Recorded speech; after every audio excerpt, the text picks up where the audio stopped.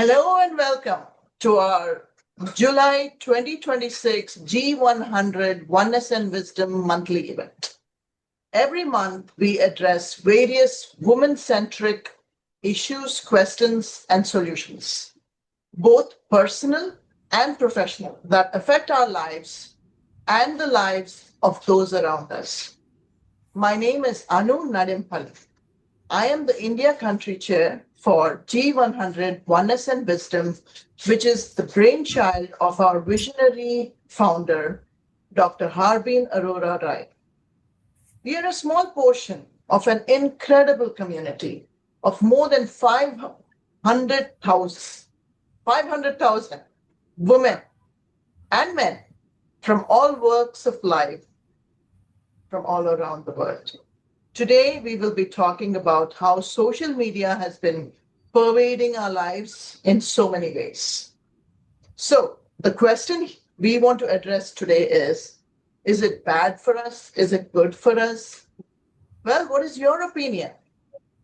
Let me bring in our host, Meera Vikram, to kick off our esteemed panel discussion about social media behind the filter. Take it off, Meera. Thank you, Anu. Thank you so much for this wonderful introduction. And yes, mental health is very important right now. And the topic that we have chosen is very relevant and very, right now, a lot of people are talking about it. And a lot of people do have that in mind, that confusion, whether what they see on social media is true or false. So me, Meera Vikram, a mental health counselor and Bangalore City Chair for Oneness and Wisdom. I'm very delighted to host this event. It is called Behind the Filters. And today we are going to talk about exploring the hidden pressures of perfection on social media. Having said that, we will start with our first question, which I would like to address to you, Anu. What does perfection on social media mean to you? And do you think that social media creates that kind of pressure or simply amplifies the expectations that already exist in society? Thank you, Meera. I chose, thank you for the questionnaire, by the way. And I chose this question because I have been struggling myself as an entrepreneur on social media. And what I noticed maybe 5 years ago, 10 years ago, since then, is that there's been a lot of pressure put on social media, especially small businesses, through the algorithm. I mean, you can blame a lot of things, but they call it the algorithm or whatever. And so that has been, I've been going through my 5 stages of acceptance of that, and starting with anger, and finally accepting it. But seriously, I still want that perfect scenario. And for me, perfect scenario is where the social media is actually social. Let it go back to becoming social, please. Because right now it's not. Right now it's governed by AI and algorithms and whatever else. And marketing and money making and greed, shall we say. But yeah, so for me, a perfect scenario would be where it would go back to being social, in the sense that listening, in responding to the, small businesses or even, regular people. And like I said, I think I answered your second question first, like that there has been a lot of pressure put on regular conversations also, even if, not just businesses, but just regular conversations, because for no reason, the algorithm takes you away somewhere else where you don't want to be, and then creates havoc. So that's what's happened. That's what's happening, and I'm sure you guys notice it too. And so for me, that has been my big issue, which I would love to. I hope it gets addressed soon somewhere. Thank you, Anu. I I really think like that point. Yes, if Shika. if I may come in, Mira, I kind of agree with what Anu is saying, but to add to that, I also see a paradox of where, women or people in the age group of 40 to 50 are embracing more authenticity socially. So I can see a lot of women coming forward, being their real selves, accepting their body. And it's very delightful a shift, over the past couple of years where people have started to rejoice themselves and also look at fitness as a holistic thing and not being obsessed by the fake uh, physical fitness, so to say. So I think there is a generational divide the way I see it. A lot of our youngsters are overwhelmingly affected by the social digital perfection syndrome, so to say. However, the age group of 40 to 50 or the uh, millennials, so to say, are also shifting the gear to more authentic consumption. And this is something that's showing even the way we are consuming movies, content for that matter, in general. You can see an upsurge of more realism coming into movies than the idealistic, Karan Johar era. So I think the way I see it, it's more like farm to table menu being served to us as a generation. And we're shifting gears to authenticity while the younger lot, the younger generation, the Gen Zs, the alphas, they are still grossly affected by this. And their anxiety levels have only spiked up. So the way I see it, there's a glass skin syndrome, the way, a phenomena that has come in a big way, and that's creating a lot of pressure on youngsters to look unreal, to pursue that imperfect perfection or unreal perfection, if I may call it. I think it's something that is it's there is a clear divide, a cultural split, I would say, in the way this pressure is phasing out on us. And there is a good to that, and there is an extremely alarming state also. So I'm just trying to put the whole picture in front of us so that we have more deeper discussions around what each one of you have to say. Yeah, that's all I wanted to add, Mira. Thank you so much. Actually, both of you were very insightful with Anu talking about the algorithm and how we should be more social on social media and use it for, productive purposes rather than just, over the pseudo and the fake stuff. And what you also said was really good. Actually, that's true. We are divided. There are a lot of people who are now calling out the fakeness and calling out everything. But there are also the people who fall for it and think that, okay, fine, what our role models are showing us, what the movie stars are showing us, are actually the perfection that they need to attain. So yeah, but it's a big debate. And for saying that, I'll move on to the second question, and then if we have time, we'll debate on this. Yeah. So the next question I'd like to direct to Ananya. Ananya, I would just like to ask you, how have filters, photo editing tools like followers and this view counts, nowadays we are not bothered with the likes but the view counts, and we keep checking our phone every time we post something. We are checking our phone, how many people viewed, how many people liked, how many people commented, and are influencing our way of perceiving beauty, success, and self-worth. Like, I would like to know what is your perspective on that. I think Meera Ananya is not with us today because of some technical glitch. No problem, no problem. So can I answer that? Yes, absolutely, please go ahead, Dr. Yeah. Prachi. Yeah. Thank you. Thank you. Then thank you for choosing such a wonderful topic, Meera. I really liked it. So, see, something like, I think hardly we see any images or any videos these days without any filter. It's very, very difficult. And the reason, there are more filters upcoming. You can create your own filters, and this kind of social apps like, filter wala, body image, and all these are developing day by day because people are demanding for it, right? So I like I think people have stopped communicating with each other. Offline meetings have vanished. Now online chatting also has been limited to, I think, those images and those GIFs and all that.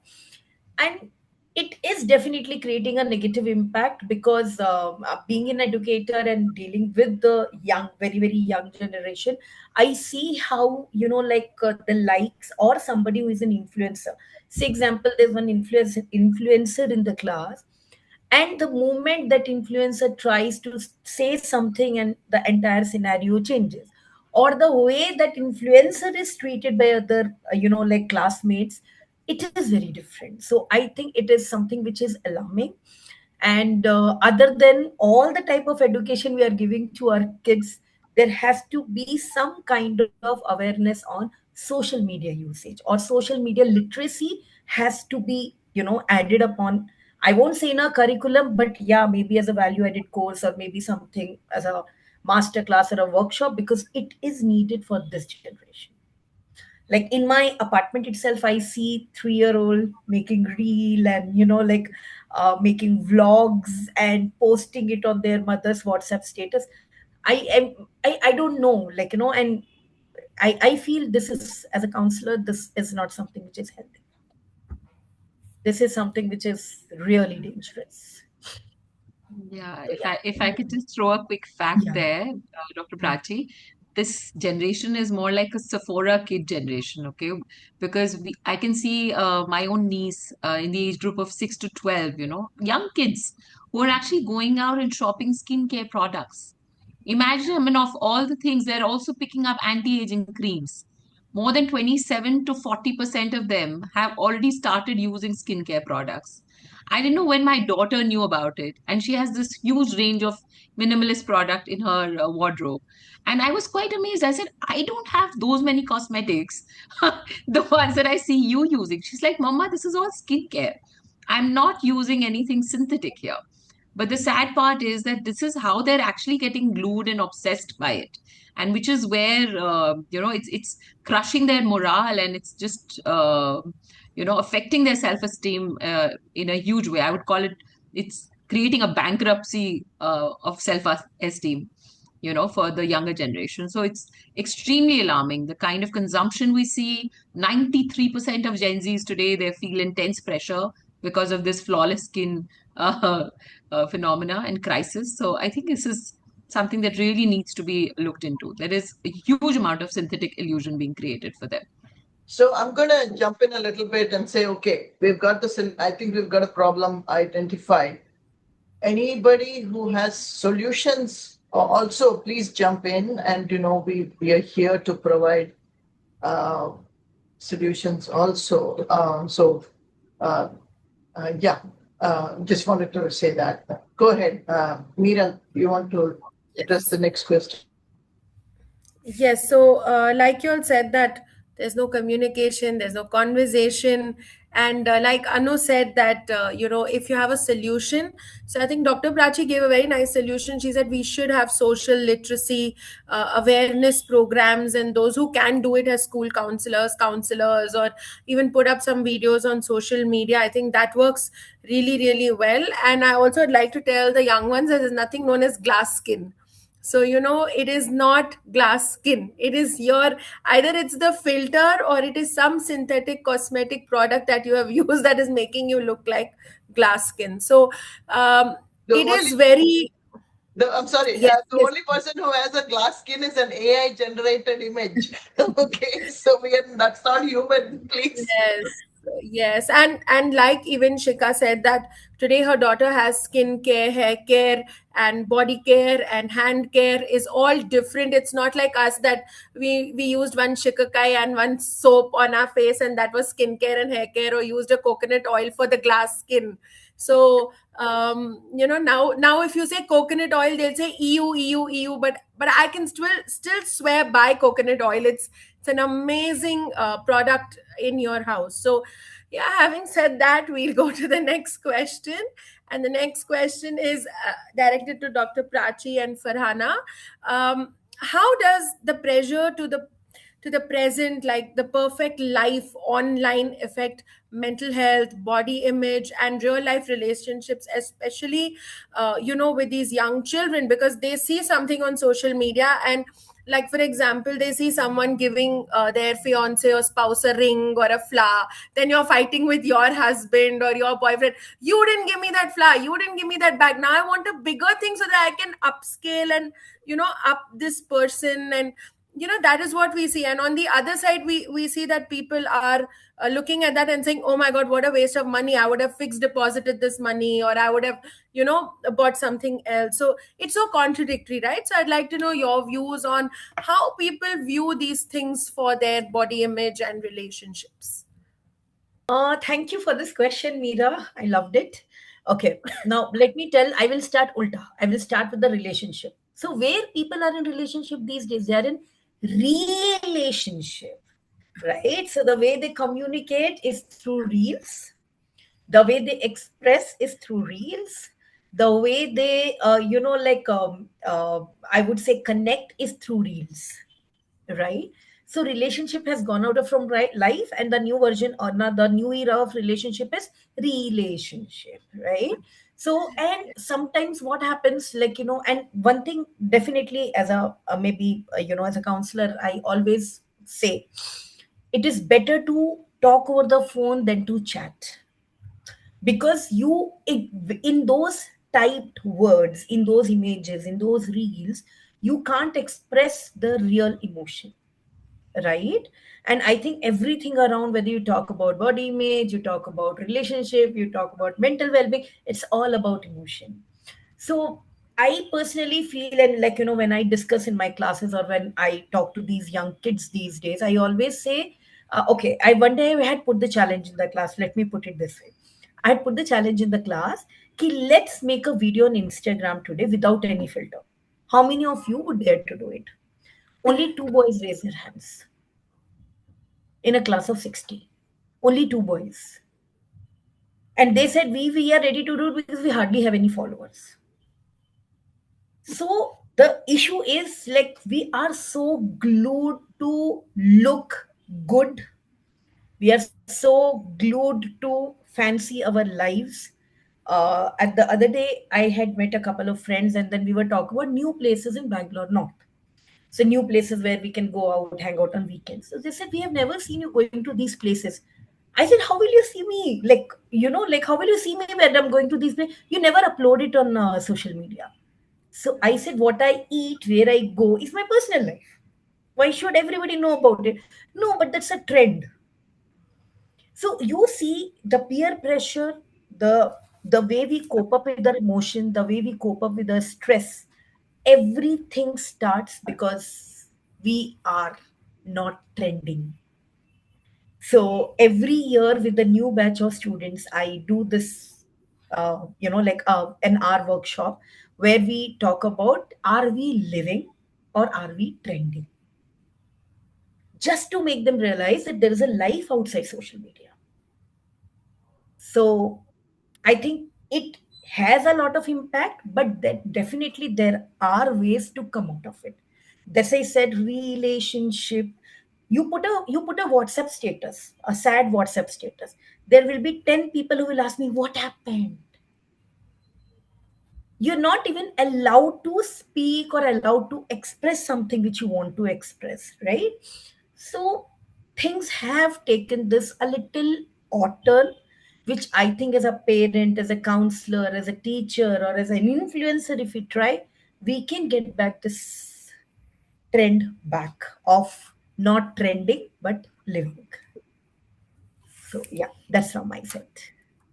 Yes, Just absolutely. one point I wanted to make. Yes, yes. Maybe we are all here talking about this. We should let's make a pact. All of us, we put on our social media after this event and say nothing happened.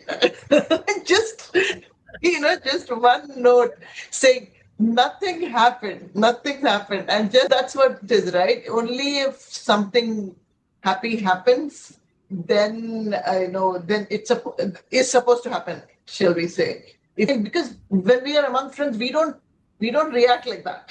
We just ask what happened and we talk like regular people. That's not possible in social media, and that's sad, right? Just want to add again one more time.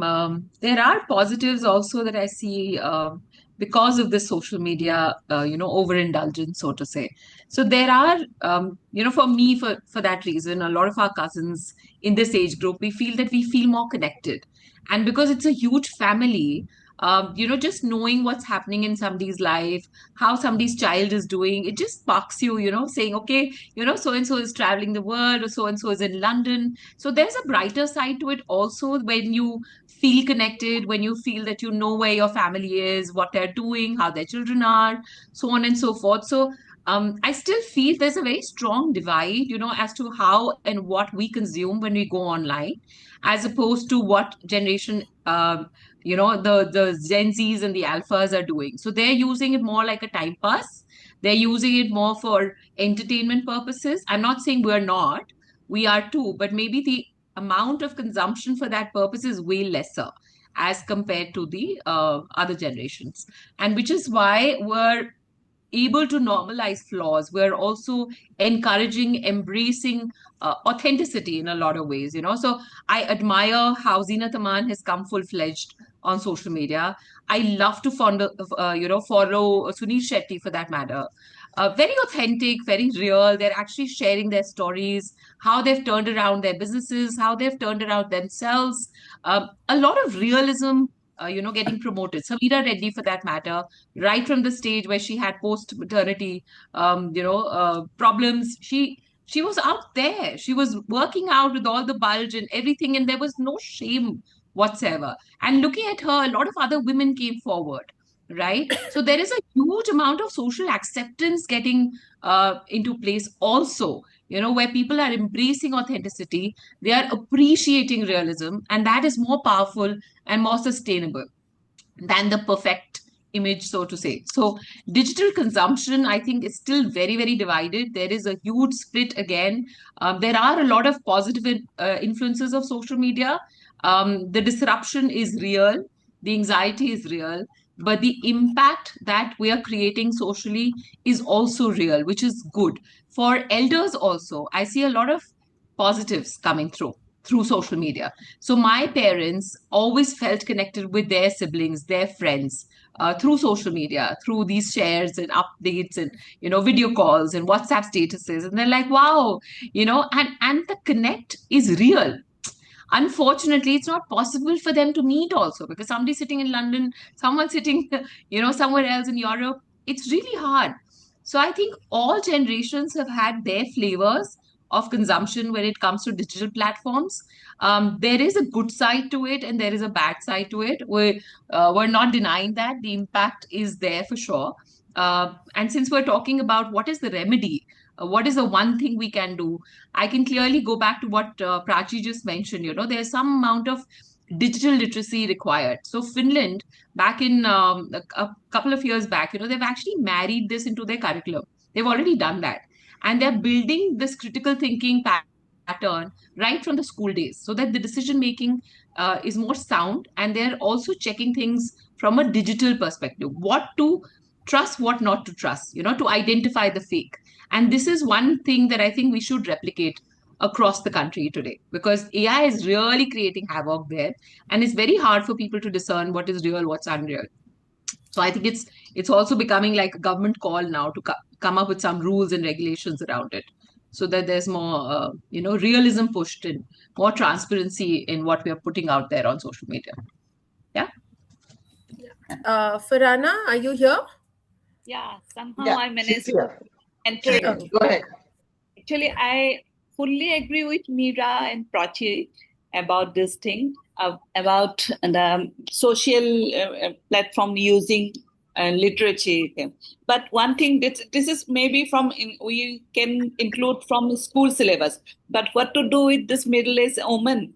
Mainly target from this. I am actually focusing on this rural and small town areas where social literacy is almost zero. So there's in that particular cases, it's creating havoc, and you can say. I personally see many cases about this because I am a journalist and I always, silent social observer, like working like that. So that I have seen lots of families disputed are there because of misuse of social media, particularly married women, half literate or zero literate women. They're creating, like, always you want to present in social media with like celebrity looks, though their income level is not at par with their status, those who want to show in the platform. So this kind of imbalance is going on in the society. And apart from this, the AI is coming. So everyone is using AI with in a wrong and half knowledge to create their impact in social media.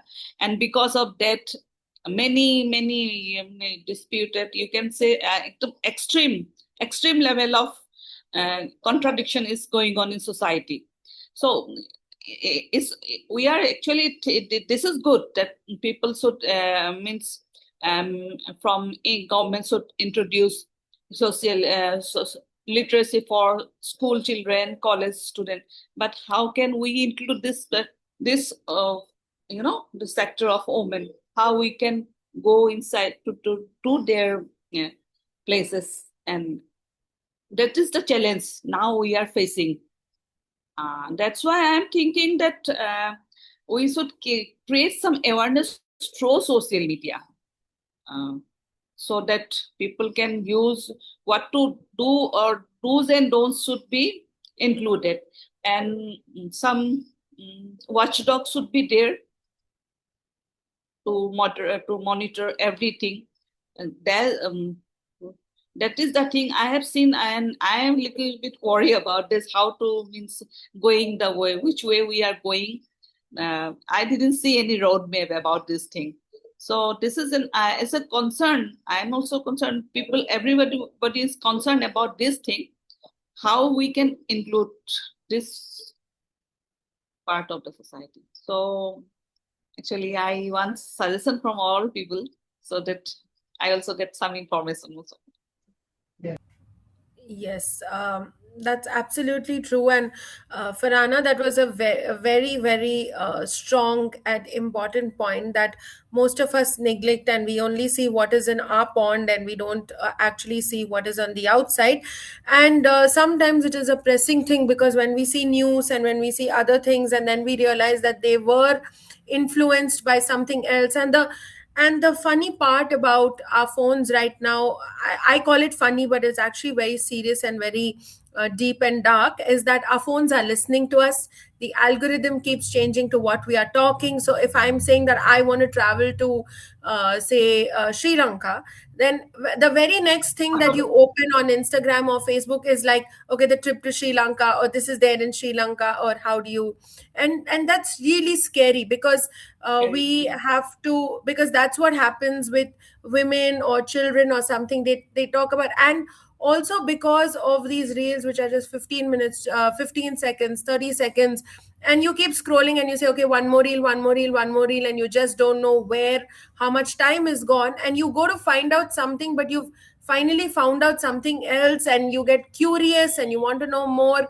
So it's just like a rabbit hole, like, you just fallen down the rabbit hole, and now you're Alice in Wonderland, wondering, where have you reached, and what is just happening. Everything is so different here. So it's very debatable. And also we will maybe ask Anu and Prachi, next time we can come up with solutions. Maybe we can have a session on how to have literacy, or how can we as G100 women spread awareness on how to manage this literacy, especially for women who are first generation learners, or who have not Yes. learned anything, but their children are first generation learners, because their children come in and then they say, this, and they take away their phones. They don't know what's happening on their phones. So maybe we could do something like that. And That's a fantastic idea. Thank you, Meera. And this is our monthly event, and this is what we are here to not only talk about issues, but look for solutions. So maybe we could have a guest speaker, expert speaker, and that would be expert speaker, and we can, get with some questionnaires. That's an amazing idea. Thank you so much, Meera. Just one simple solution, maybe. I don't know if I want to call it a solution, but something I do. Okay. Like you said about, when you said that, okay, you think about Sri Lanka and all of a sudden Sri Lanka is coming. Okay, so what I do is, and I have told my husband also about the phone, there is something called clear cache in this. Okay. I would use it regularly, because even on our computer, clear your cache, and on from my computer, I feel safer, strangely enough, just because whenever I open a site, there is a setting where it says never remember history. In the tools, in your tools, it says. Yeah. So it opens, and the moment I closed it, all my passwords, everything is gone. Even the history of all the sites that I have visited, it's all gone. Because it means that I have to keep putting my password every time I sign in. But I'll do that. I rather do that, put my password, but never remember history would be a great one for computers. Just in your security, and just look for it, and I would do that. And clear cache, just clear cache every time. And for the phone also, there is a clear cache. Okay, so look for that in the storage, and for everything, just completely clear it. Meaning that you're not going to miss anything, none of your images or none of your beautiful stuff that you have stored in there. It will get deleted. Nothing like that will happen. Only thing that will get deleted is the cache. That's where all this stuff is stored, where it's remembering what you did a few minutes ago, a few days ago. It's remembering all that. That's where the cache is. So I would say clear cache. That's my tiny little solution. I mean, Thank you. It's like a small drop in the ocean, and every drop builds it. So that's a really good solution for something that we can just start doing right now. And we could go on to the next question, Dr. Suchi. This one's for you, Dr. Suchi. Um, have you ever felt the need to portray your life differently online, or even taken a break from social media? If so, what did that experience teach you? Hi, thanks, Mira, and thanks, everyone. The topic chosen was very, very interesting. That's why I just wanted to participate. Just answering to your question, Mira. Yes, to some extent, in a way that makes you, look fake who you are. Online, people usually show, a selected version of their lives, and they choose those photographs, achievements, opinions, and moments to share, so that it can bring a smile on their face as well as on the viewer's face also. That's something normal which we all do, right? The problem starts when we feel pressurized, lives look perfect, exciting, over exciting rather, and happier than they really are, right?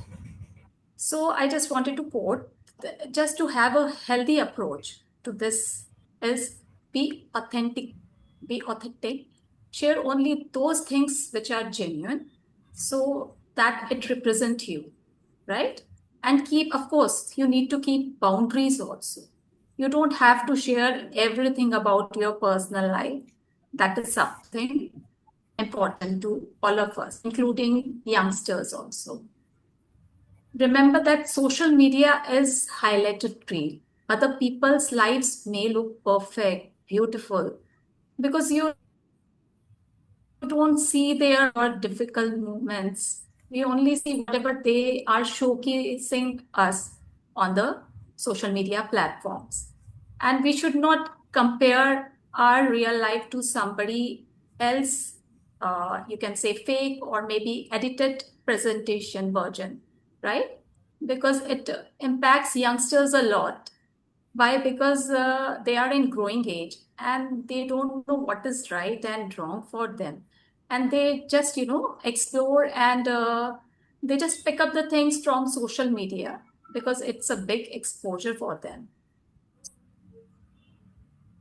So a proper guide should be there for these children because it's very easy to be present on social media.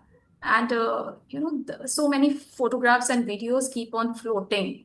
Randomly, you can see so many photographs which can affect the mental health of the child also. And they can go, in a competitive way, as Anu also and Dr. Prachi also mentioned about this thing.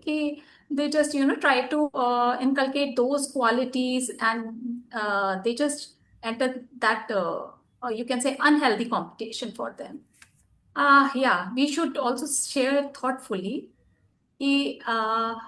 I'm just posting the right thing because it's going to impact so many number of viewers, followers, and we don't necessarily need to portray our life and differently online.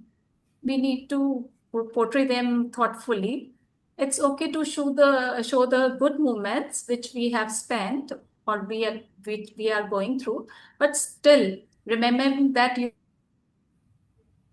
you're only one part of who you are, right? And answering to your second part, like question second part, when I have taken, big as well as small breaks from social media, and it has improved my energy, right? Because if you just take a small breaks in between and keep socializing physically with your friends, with your peer group, that is far better and healthier rather than spending more time on social media, right? And your mind becomes very calmer. I have seen even with my kids also when they spend more time on social media, they become very irritable. If I also spend more time than normal, I also become very irritated, and it impacts my relationship with my kids. Also, I keep on scrolling. It raises your cortisol levels. Cortisol is a hormone which is which is a stress hormone. It increases your stress hormone, which affects your mental as well as physical health also. And you also get more when you can explore and you can indulge into any other hobbies or activities. So because if you just stick to your social media, then you can't get time for yourself, as in exercising or maybe going out for shopping. I rarely do online shopping, frankly speaking. I don't even enjoy online shoppings. Maybe we are from that generation where we have physically visited the store and purchased so many things after wearing the clothes store itself and uh, purchasing that particular stuff. Yeah, your mood also becomes better if you take a break, whether it's a small breaks or big break. It raises your happy hormones in the body, right? And also, I have seen with my kids as well as my patient's kid, if they are more offline, it also increases their concentration level, and there will be improvement in their performance in the school as well as in rest of the extracurricular activities, whether it be hobbies or activities. And there is increase in the energy levels also.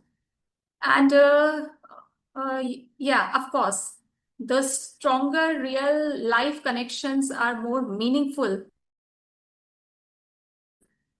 If you I've seen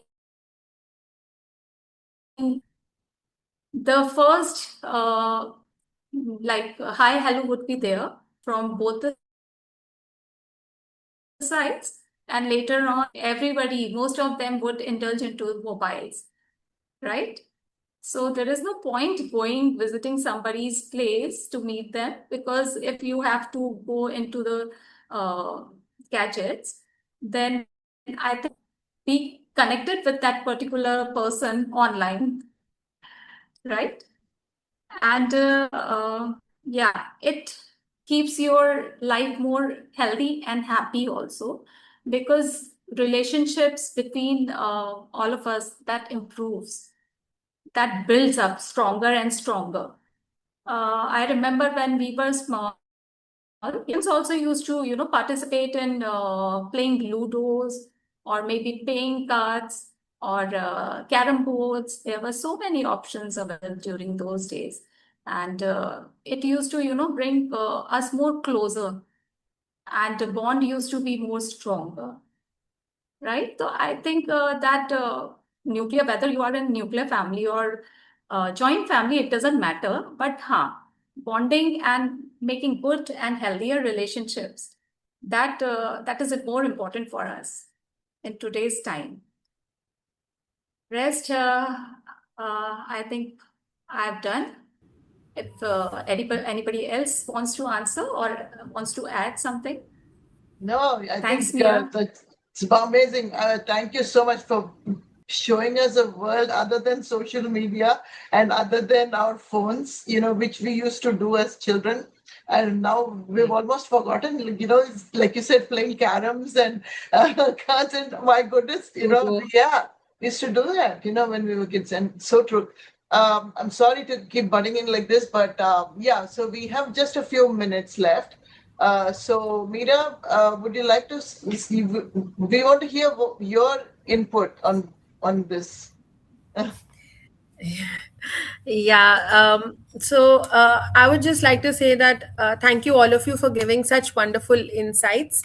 But I'm also right now at the edge with this topic, because as a student counselor or as a counselor, I keep seeing that there are pros and there are cons. Like Dr. Suchi said that we have grown up with a life playing ludo or playing butch. And I remember we used to go and cycle, we used to call all the neighborhood children. And now if the children are playing, they're calling each other to play Roblox on the screen, or they are calling each other to play some other video game on screen, and nobody is going out. And we have to force them and push them to go out and say, please, go out and play. And then actually I don't do that with my son, because we stay at an area where it's heavily traffic is there. So I said, no, you don't go anywhere, you sit at home. So there are these whole, the way the world is running today, everybody is just doing whatever they can do best in their thing. So the other day I was just talking to a friend, and I said, you haven't even called me in so many days, and what's happening. But I send you reels on Insta, no, that means I remembered you, right? And I'd be like, oh, okay, I didn't know that, that's your way of saying hi, hello. Or she would say, like, I'm commenting on your stories, right? So that, and then what do you talk on the phone? Because the person already knows where you've been, what you've done before you picked up the phone to say that, look, I went here, I did this happened, that happened. Now you're upset, you will put a shairi. You're happy, you will put that. You've eaten some gourmet food, you're putting that. So where is the excitement to call someone and say that, look what I did? Because before you've done it, they already know it. So that was one of those takeaways. And we really don't have to go anywhere nowadays. So it's virtual reality. You can be sitting at home and do darshan of Balaji also, or your church, or whatever it is. Nowadays live darshans happen, so they say, oh, we can't go, so we have done that. So it's just such a big paradox. It's so my last question was actually I wanted to ask you all that, do you, as individual parents or educators, how do you create this whole healthy online culture that encourages confidence over comparison? Because we have seen so much comparison. Actually, sometimes I also compare my own life with somebody else on social media, and I'm very upset that whole day. And then I have to say, hello, calm down. that's one plus point of a counselor, that okay, fine, you accept it yourself only, you don't need someone else to tell you that, or you hear someone else and then say, oh, I was just thinking that way. So it's just so overwhelming. And I feel that the Gen Z's, the millennials, are the ones who are the mixed generation, because I feel that we are the ones who listened to our parents. We grew up without the phone. Now we are listening to our parents and growing with the phone, with the child who has a phone. And also, it's such a confusing generation. We are, sometimes we want to let go, and sometimes we want to hold on. We want to go They're back to fully that. sandwiched. We're actually the I sandwich agree. Sandwich generation. generation, I always call that. Yeah, We're we fully Exactly. are sandwiched. Exactly. completely, You sandwiched reminded and me of things like that. Yeah. Meera, can we have this last question as a rapid fire? One Very, word. yeah, very quick. Of course. Actually, I'll hand it over to Anu, because it was somewhere little towards her conclusion thing, where as educators and Yeah, parents and all, how do you create that yeah. And healthy yeah. environment? yeah, and very quickly, because we have only about 2 minutes or so. So, like, very short, please. And we want solutions, takeaways. Okay, so having reached the last leg of our conversation, I would like to quickly end with this rapid fire, where I'd ask you one question and you give me one teeny weeny statement or solution as to how we go about this. Okay, so I just want to know, as individuals, as educators, and as people who are being socially responsible citizens of your country, how do you think it can be a more healthy or more authentic online culture that encourages confidence over comparison? Yes. Shika, could you please? Okay. No problem. So let's look at it this way. One quick point from my side would be detox your feed. Unfollow all the toxic beauty patterns or promotions, advertisements, brands, so to say, and ensure that you embrace the messiness. Okay, that's the real you, and that's what makes you a perfect human being. All the messiness in the world. Awesome, awesome. So we will embrace the messiness and delete all that's not needed. Yes, Dr. Suchi. Yeah, I would just like to add just acceptance, like accept yourself as you are. So you don't need any kind of filters, any kind of AI's help. That's it. That's a beautiful thought. Erase the filters online and offline. Show your Exactly. authentic raw self. Yes, Dr. Right. Prachi. Remove FOMO, YOLO, and relationship from your life. That's an amazing thought. So we are all going to follow JOMO, that is joy of missing out. Yeah. Yes. And a small takeaway from my side is that, like, I wanted to say what all of you have said, but I'd also like to say that, don't go by what you see. It's the tip of the iceberg. There's a lot happening underneath, and you're just seeing 5 seconds of a click. You're not seeing the 5 hours that has gone into that. So that's my takeaway. And over to you, Anu, and thank you very much for this wonderful session. Thank you, all of you, for your insight, solutions, questions, issues answered. So thank you so much yet again. And my takeaway is basically very similar to what you guys have. But again, I'm going to just repeat, clear cache. Please protect yourself. You, we are in control here. This thing does not control us. So we have to remember that, we are in control, and the way we are in control is clear cache and ask ChatGPT, how do I get rid of you from my phone? Just kidding. But anyway, this was a one. This was an amazing conversation, and as usual, I learned a tremendous amount from all of you, and thank you so much.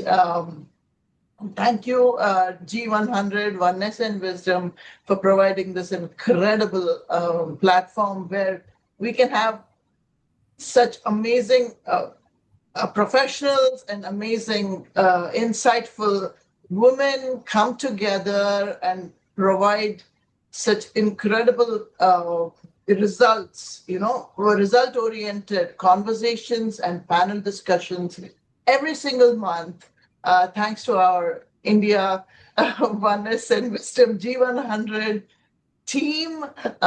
Also, thank you, Prachi, for making this happen every single time. You are our advisory council. I mean, and seriously, I want to thank you guys for, even when I'm not there, or sometimes I feel, is this really working? You are the one that, you're my sounding board, and you're my inspiration to keep going. So thank you so much. I love all of you, and let's keep going. Let's keep providing more and more solutions and insights, and learn from each other. And like I always like to say, let's inspire and be inspired by all of us. Thank you.